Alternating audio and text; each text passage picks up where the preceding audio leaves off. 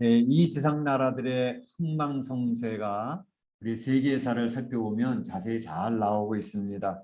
한 나라나 또는 그 큰 제국 같은 나라도 결국 흥하고 망하고 또 성장하고 쇠퇴해가는 그런 과정이 역사책에는 아주 잘 설명이 되고 있지요.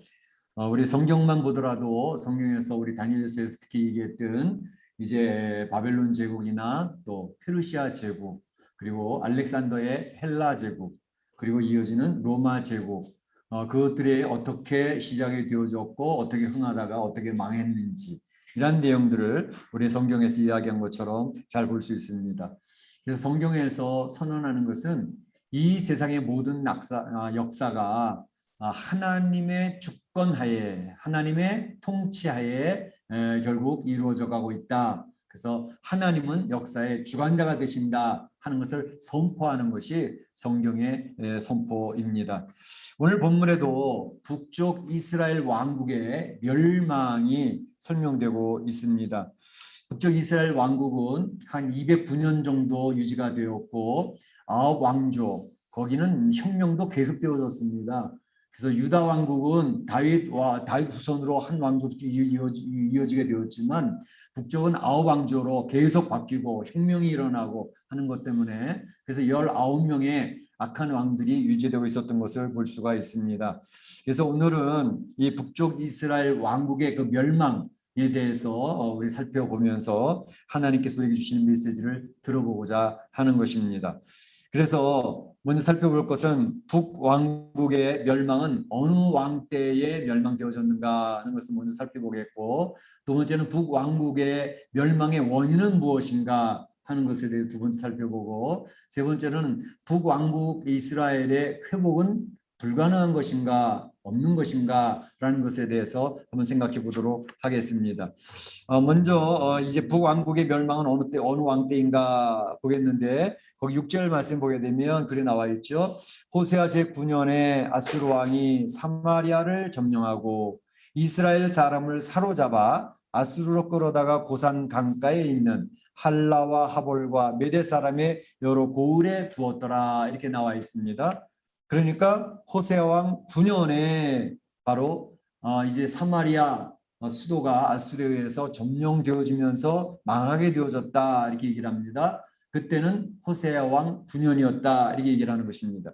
호세아 왕은 바로 앞에 왕 이제 베가라고 하는 왕이 20년 통치하고 있었는데 그 베가 왕을 제거하고 자기가 왕이 되어졌습니다.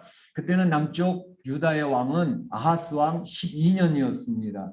그래서 그가 이제 호세아 왕 등극을 하고 그리고 또 이제 남쪽에 아하스 왕 다음에 어느 왕이죠?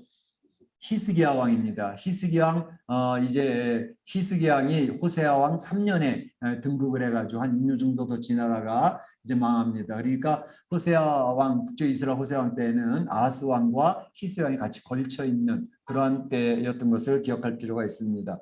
근데 성경에서 이 호세아 왕에 대한 평가는 어떻게 되어졌는가? 오늘 2절 말씀 보게 되면 여호와 보시기에 악을 행하였으나 그전 이스라엘 여러 왕들과 같이 하지는 아니하였더라라고 해서 2절에서 호세아 왕에 대한 하나님의 평가는 옛날 왕처럼 악하지는 않았다 이렇게 평가를 하고 계시는 것을 볼 수가 있습니다. 그러니까 이 호세아 왕은 이 북쪽 이스라엘 왕국의 선왕들과 다른 점은 다른 왕들은 우상 숭배 굉장히 열심을 품었었거든요. 여로보암 왕 이후로 모든 왕들이 그랬습니다. 그런데 호세아 왕 때에는 그 여로보암 왕이 세웠던 금송아지 섬기는 거 이런 것 외에는 특별히 다른 것들에 대해서 더욱더 집중하지 않았다라고 평가하고 있는 것을 볼 수가 있습니다. 뿐만 아니라 이 호세아 왕 때에는 특별히 남쪽에 이제 히스기야 왕이 등극을 해가지고 개혁을 하지 않습니까? 그래서 영적인 부흥을 다시 일으키게 되는데 그때 6월절도 다시 회복이 되어지고 그럴 때에 북쪽에 있는 많은 사람들이 6월절을 지키고 싶어서 남쪽으로 내려가게 되는데 호세아 왕은 그때 얼마든지 막을 수 있었지만 북경에 장벽을 치고 내려가면 안 돼 막을 수 있었지만 그렇게 하지 않고 그래 가서 6월절 잘 지키고 와 그래서 북경을 개방하는 그러한 왕이었으니까 하나님 보실 때에 호세아 왕이 그렇게 선왕들의 악함처럼 하지는 않았고, 그는 그래도 참 이렇게 하나님의 평가가 그래 나쁘지만은 않았다라는 생각을 해보게 됩니다. 그런데 이렇게 너무 악하지도 않은 악한 왕이 아니었는데 왜 호세아 왕 때 망하게 되었을까 하는 게 좀 궁금하지 않습니까? 그 내용을 살펴보면 이런 내용들입니다. 당시 북왕국 내에는 그 호세아 왕 때의 그 정부의 안에는 친아수르파와 친애굽파가 힘겨루기가 굉장히 강했습니다. 그래서 이 두 힘겨루기 속에서 호세아 왕은 어느 편 쪽을 말을 들어서 어떤 선택을 하고 어떤 결정을 해야 되느냐, 그런 갈림길이 있었던 것이죠. 그러니까 친아수르파는 지금 우리가 아수르에게 정복을 당해가지고 아수르 왕에게 지금 우리가 조공을 바치고 있지 않습니까? 그러니까 지금 이렇게 조공 바치는 것을 그대로 유지를 해야, 그래야 나라가 그나마 지켜질 수 있습니다. 라고 하면서 친아수르파 대신들은 그렇게 제안을 하고 있었던 것이죠. 그런가 하면 또 다른 친애굽파 대신들은 이야기하기를, 무슨 말을 그렇게 합니까? 우리나라가 언제까지 아수르 밑에서 식민생활을 해야 되겠습니까? 우리가 독립을 해야 되지 않겠습니까? 독립하려면 애굽의 힘을 빌리는 수밖에 없습니다. 그러니까 애굽을 따라가도록 합시다. 라고 이렇게 제안하는 그러한 두 정부 내의 힘 세력의 균형이 힘겨루기가 굉장히 강했습니다. 그러니까 호세 왕은 어떻게 선택을 해야 될지 결정을 내려야 되는 상황이었죠. 참 이런 내용을 보면 우리 르호보암 왕 때가 생각나지 않습니까? 르호보암 왕 때 솔로몬 제국이 북쪽 이스라엘과 남쪽 유다로 갈라지지 않습니까? 그때 르호보암 왕이 그런 상황이 있었어요. 그러니까 르호보암 왕은 자기의 선친 이제 솔로몬 왕 때 제안을 하고 참모 역할하고 모사 역할을 했던 그 나이 드신 참모진들이 있었어요. 그분들이 제안하기를, 르호보암 왕이요, 지금 백성들의 민심이 이러이러합니다. 그동안 솔로몬 왕이 성전을 짓고 왕궁을 짓고 많은 노역 때문에 힘들어 지쳐 있으니까 그들이 원하는 것은 조금 세금도 감면해주고 노동도 좀 줄여줘서 그들이 원하는 대로 하면 그들이 말을 잘 따라갈 것입니다. 이렇게 제안을 했어요. 그랬더니 이 르호보암 왕의 젊은 친구들 그룹이 있었습니다. 그 친구들 그룹이 하는 말이, 아닙니다. 절대 그렇게 하면 안 됩니다. 이제 그들의 말을 잘 들어주면 왕은 굉장히 유약하게 보이게 될 것입니다. 심지어는 왕을 무시하고 나가야 될 것입니다. 그렇기 때문에 더 강하게 해서 그 국민들을 딱 휘어잡아야지, 그렇지 않으면 왕권을 유지할 수 없습니다. 그러게 했는데 르호보암이 고민하다가 선택했던 결과는 뭐죠? 자기 친구들 말을 들었던 것이죠. 그래서 강하게 하니까 그 사람들이 여로보암을 중심으로 해서 나라를 반쪽을 잘라가지고 나가지 않습니까? 이런 선택이 있었던 것이죠. 그러니까 어떤 내용의 선택과 결정, 분별력이 굉장히 중요한 것을 볼 수 있습니다. 우리나라의 고종왕 때에 그런 일이 있었습니다. 고종이 굉장히 우유부단했죠. 그리고 국제 정세를 제대로 파악하지는 못했습니다. 그래서 당시에 고종 황제는 이제 그 러시아의 공관에 이제 망명을 하지요. 경복궁에서 빠져나와가지고 세자를 데리고 러시아 공관에 1년 동안 들어서 망명을 합니다. 그걸 아간파천이라고 그러지 않습니까? 그 당시 국제 정세는 이제 러시아의 남하 정책을 막기 위해서 유럽에서 열강들이나 그들이 이제 일본을 세워서 남하 정책 막으려고 했던 그런 분위기였는데, 그래서 영일 동맹도 만들어지고 열강들이 러시아에 대한 경제를 빙자하고 있을 텐데, 고종 황제가 그런 국제 정세 파악하지 못하고 을미사변 이후에 겁이 나가지고 러시아 공간으로 들어가 숨어버리니까 전 세계 사람들이, 이 고종 정부는 안 되겠다. 오히려 일본이 관할할 수 있도록 일본에게 붙여주는 게 좋겠다.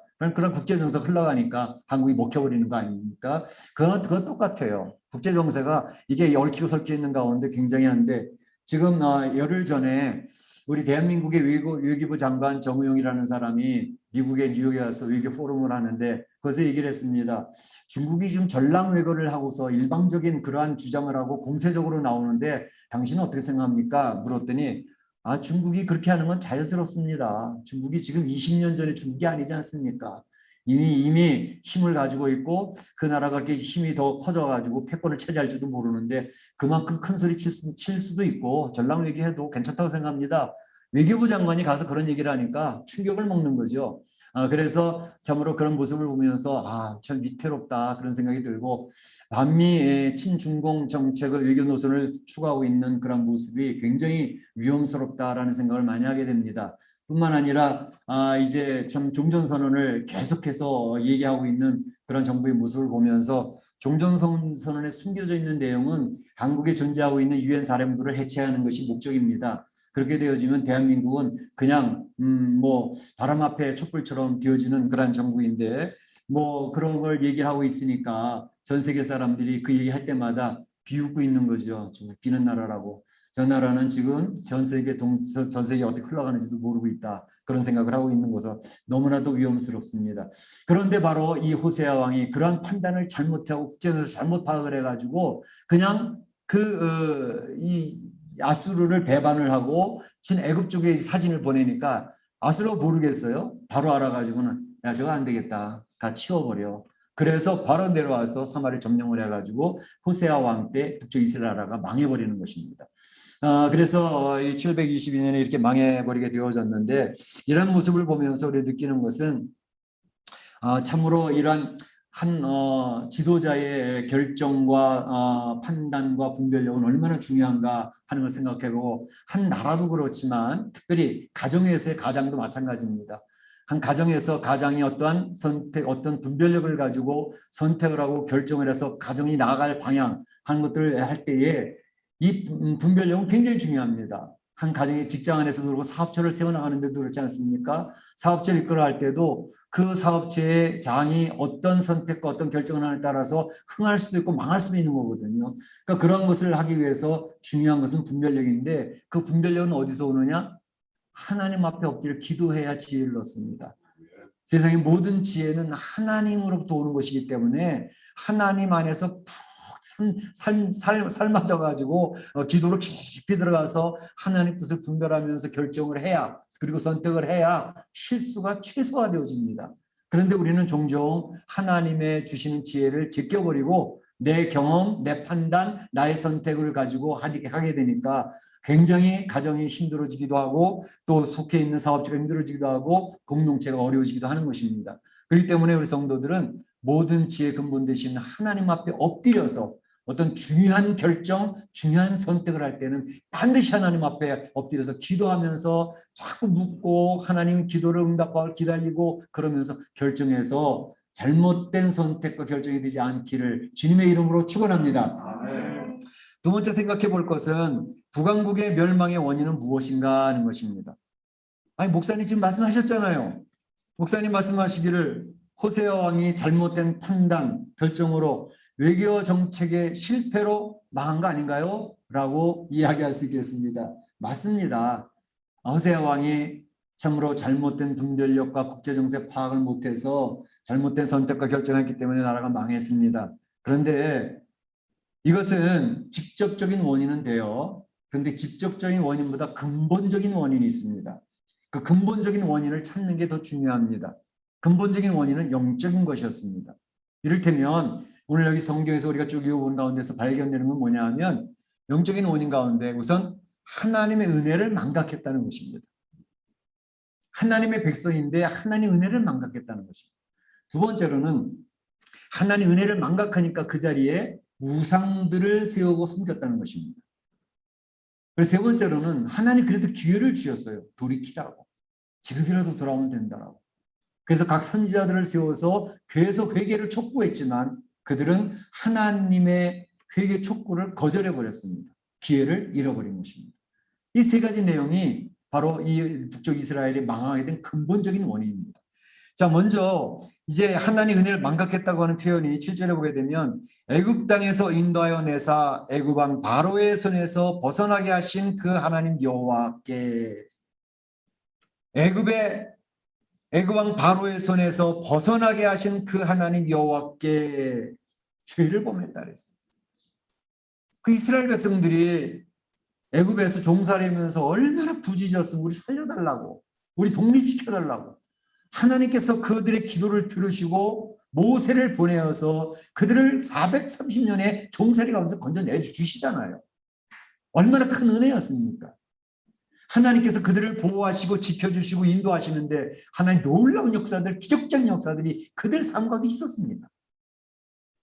그러니까 신명기 32장 이제 9절에서 10절 이하의 쭉 내용을 보게 되면 이제 그 가나안 땅 들어가기 전에 너희들이 하는 은혜를 잊으면 안 돼라고 얘기하면서 그런 얘기를 하십니다. 여호와께서 너희를 황무지에서 광야에서 만나 주셨다. 광야에서 하나님 계속 말씀하시고 만나 주시고 기적을 베풀어 주셨잖아요. 그 너희를 호위하고 보호해 주셨다. 시온곡의 큰 군대들을 물리쳐 주시는 하나님의 역사가 있지 않았느냐. 그런 얘기를 합니다. 그래서 자기 눈동자같이 하나님 너희를 지켜주셨다라고 얘기를 하십니다. 우리 몸에서 굉장히 약한 부분이 눈이거든요.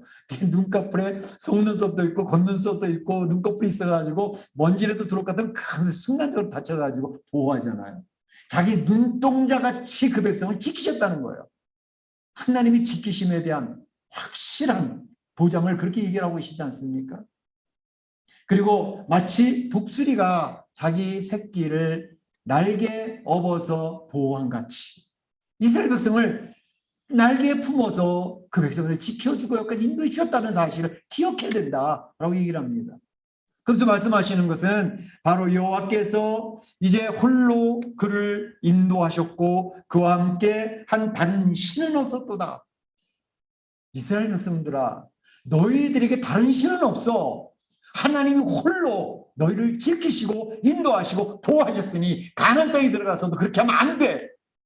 라고 하는 것을 강조해서 얘기하는 것이 신명기 마지막 결론으로 다시 두 번째 계명을 주시는 게 신명기 아닙니까?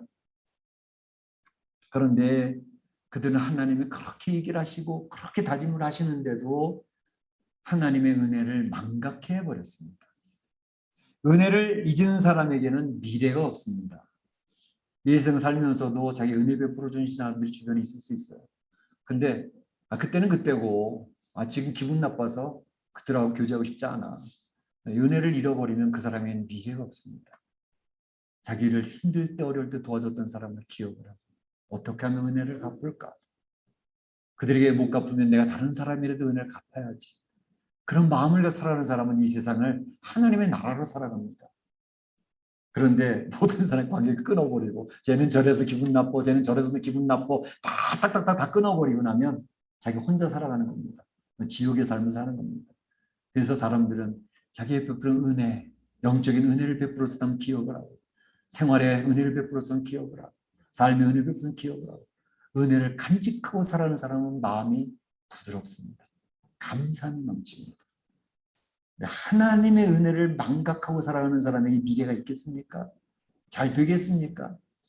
자기 아들을 십자가에 죽이기까지 살아내신 하나님의 은혜를 경험했다는 성도가 그 하나님의 은혜, 예수 그리스도의 은혜를 잊어버리고 자기 마음대로 고집대로 살아간다면 그게 무슨 미래가 있겠습니까? 우리 성도들은 굉장히 중요한 부분입니다. 그런데 이스라엘 백성이 바로 하나님을 잊어버렸어요. 하나님의 은혜를 망각해버리니까 그 자리를 차지하는 건 뭘까요? 우상들이었습니다. 오늘 여기 보게 되면 그 우상들을 계속 얘기하고 있습니다. 10절에 목상과 아세라상을 세우고 16절에도 두 송아지 형상을 만들고 1월 하늘의 1월 성신을 경배하고 바알을 섬기고 복술과 사술로 악을 행하여 하나님을 경록해 하였다라고 했습니다. 하나님을 잃어버리는 사람들에게는 하나님 대신 뭔가 섬기는 자리, 뭔가가 있어야 됩니다. 그 자리가 돈이 될 수도 있고요. 하나님 대신 돈을 자기의 신으로 섬기는 사람이 있고요. 돈을 제쳐놓고 자기의 자녀들을 신으로 섬기는 사람들이 있습니다.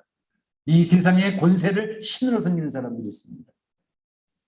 하나님의 유일하신 하나님의 자리를 잃어버리면 그 자리를 하나님을 대신한 뭔가를 세워놔야 사람들을 살게 되어 있어요. 하나님을 섬기며 살 것인지 아니면 다른 우상을 세워놓고 그걸 섬기며 살 것인지를 결정을 해야 됩니다. 그런데 우상 세우는 사람들 심리를 성경은 확실하게 얘기하고 있습니다. 우상을 왜 만들고 왜 섬기느냐고? 자기를 위하여. 16절에 나와 있잖아요. 여호와 모든 명령을 버리고 자기를 위하여 우상을 만들었다 이렇게 했어요. 자기를 위하여.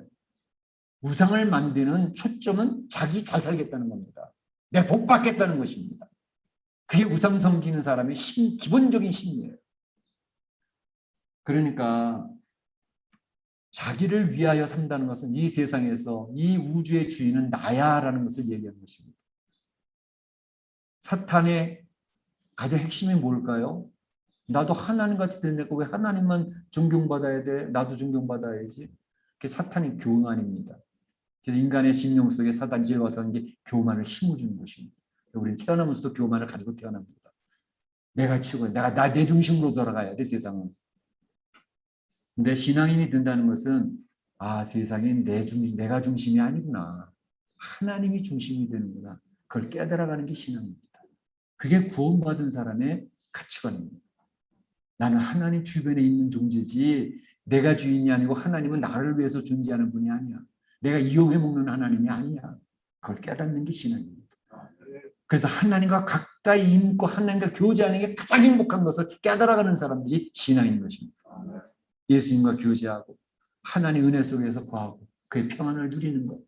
이것이 하나님이 세상을 만드신 가장 본질적인 내용입니다. 근데 우리 세상을 살면서 계속해서 나를 위하여 우상을 만들고 나를 위하여 돈을 벌고 나를 위하여 자녀를 케어하고 내가 중심이 되니까 망조로 들어가는 것입니다.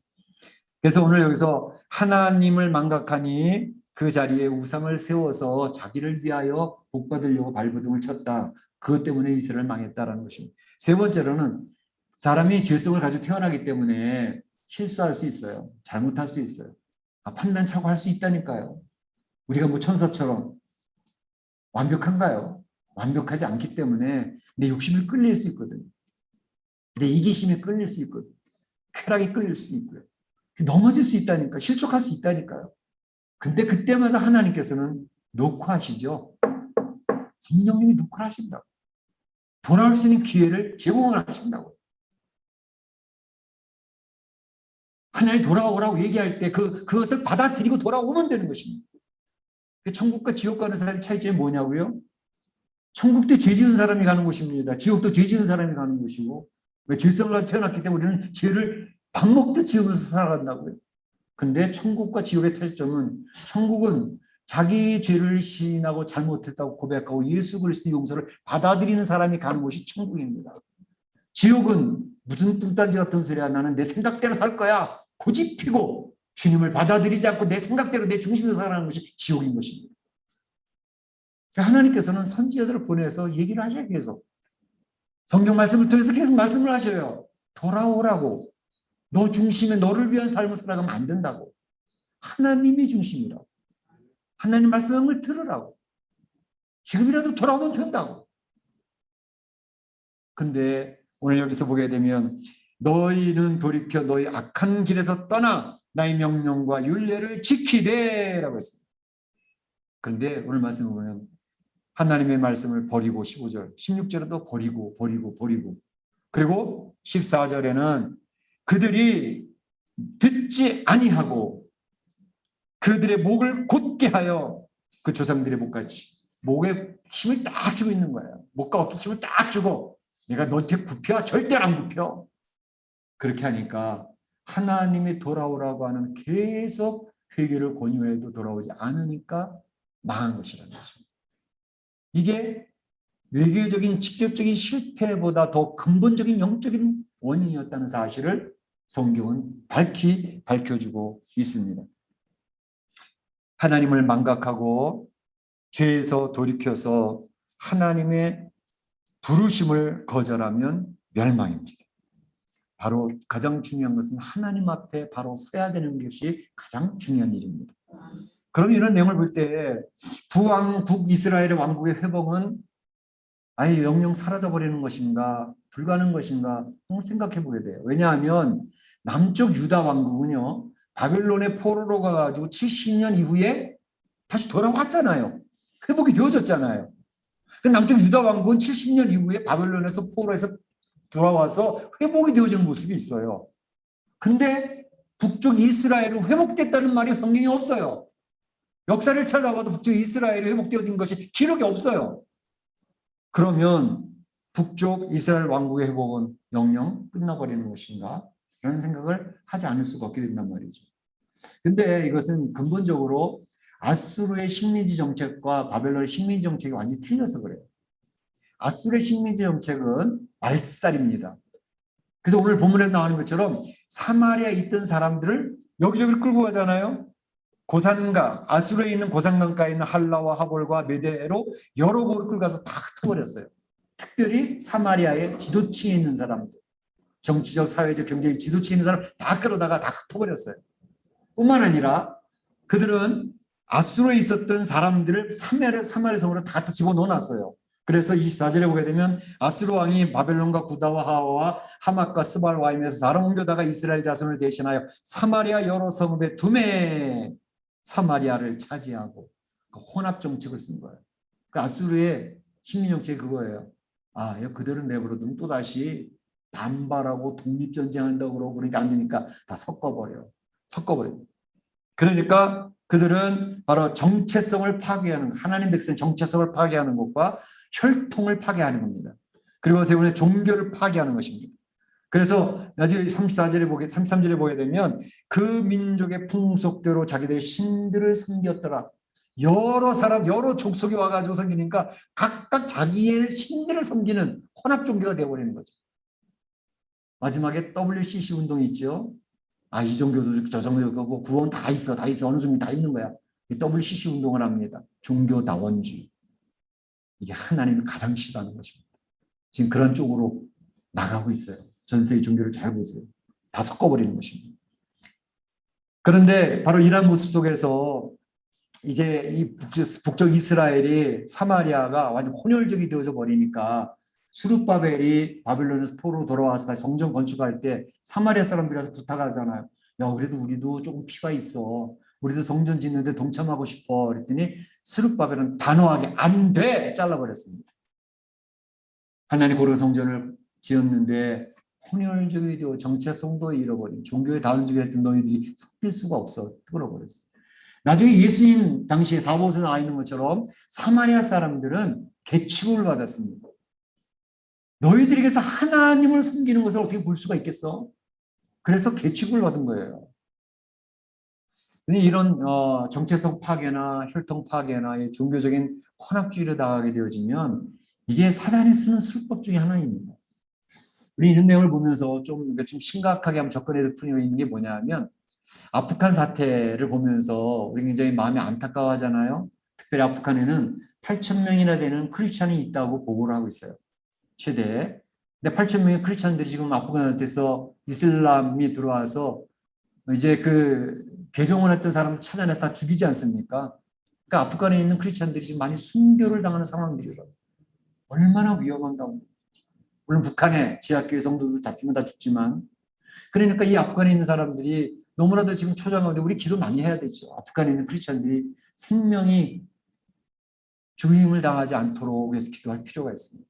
그런데 조심해서 접근해야 될 필요가 있는 게 뭐냐면 이러한 가운데 유럽에 있는 많은 나라들 뭐 아프간뿐만 아니라 그 당시에 많은 유럽, 이 중동에 있는 이슬람의 많은 나라에서 난민을 많이 나가지 않았습니까? 보트 피플 지중해에서 많이 받아 죽고 그러지 않았습니까?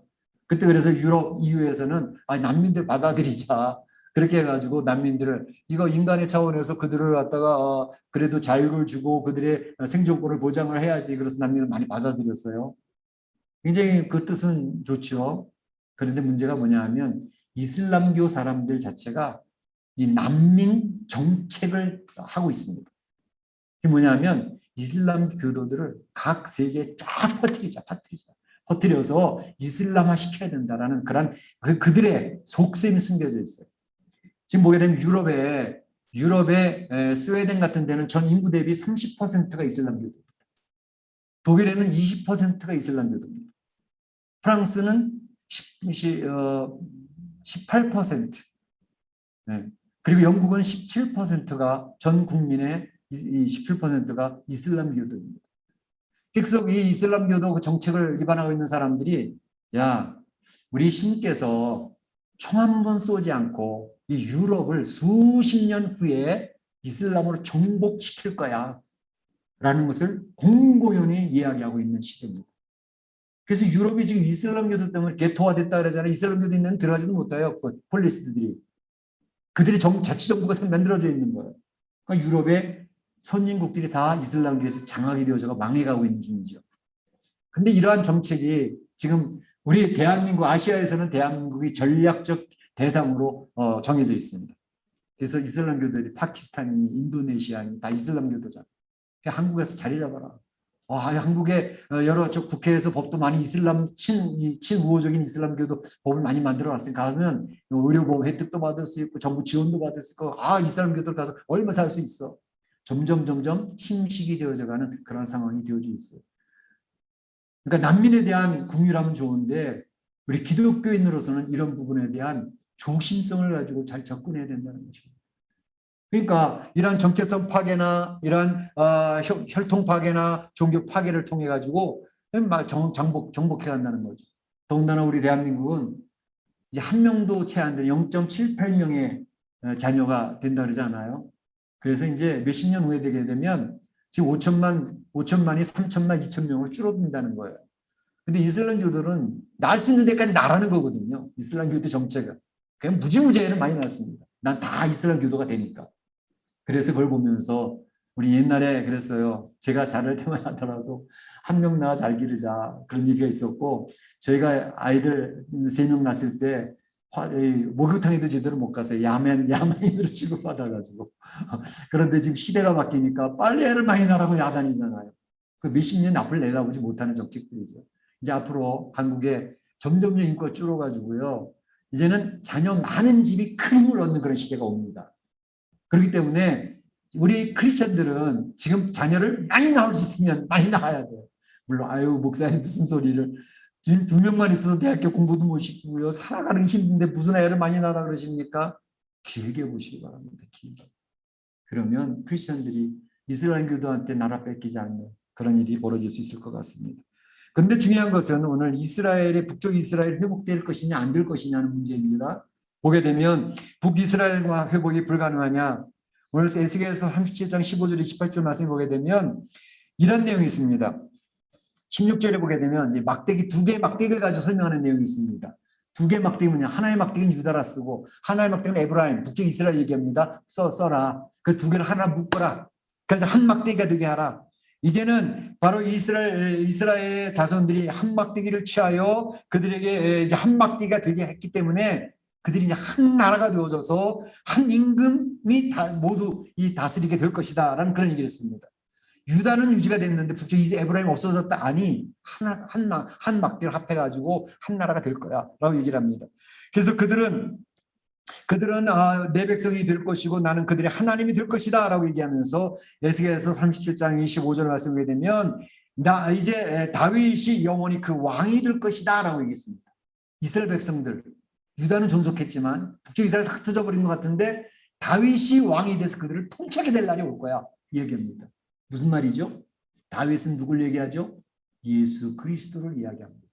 예수 그리스도를 통해서 그들이 회복이 되어지게 될 거라는 것을 이야기하고 있습니다. 심지어 더 중요한 내용은 스가랴서 14장 16절에 보게 되면 스가랴서는 포로 이후에 기록된 선지서 아닙니까? 그 얘기하기를 예루살렘을 치러 왔던 열국 중에 남은 자가 해마다 예루살렘에 올라와서 바로 만군의 여호와께 경배하며 초막절을 지키게 될 것이다. 예루살렘을 치고 하나님의 백성을 공격하던 그들 중에 남은 자가 예루살렘에 올라와서 초막절을 지킨다는 것입니다. 하나님을 경배하는 일이 벌어질 것이라는 것이에요. 굉장히 중요한 메시지입니다. 북쪽 이스라엘이 회복이 안 되는 것 같지만 예수 그리스도로 말미암아 회복될 뿐만 아니라 심지어 하나님께서 공격하던 이방의 남은 자들조차도 예수 그리스도로 말미암아 회복되어서 영적 이스라엘 하나님의 나라가 세워지게 될 것이라는 것을 선언하고 있는 것입니다. 이스라엘이 회복이 안 될까요? 회복이 됩니다.